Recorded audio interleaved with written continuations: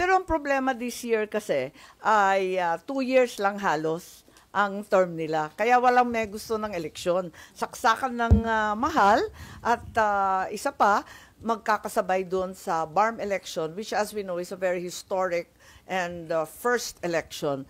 Isang pangako na bigong-bigo na ang ating mga kapatid na Muslim, antay na sila ng antay, ikatlo kung sakali, ikatlong postponement to.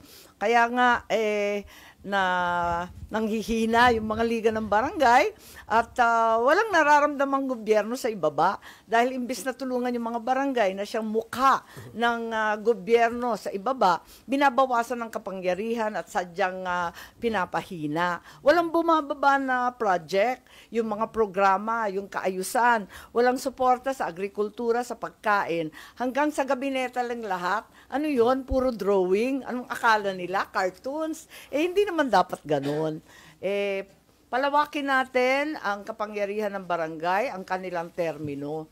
At yung 4+4 na sinasabi ng LEDAC, mas bawas pa yun kesa sa present term nila, 3+3+3 or total of 9 years, magiging 8 pa.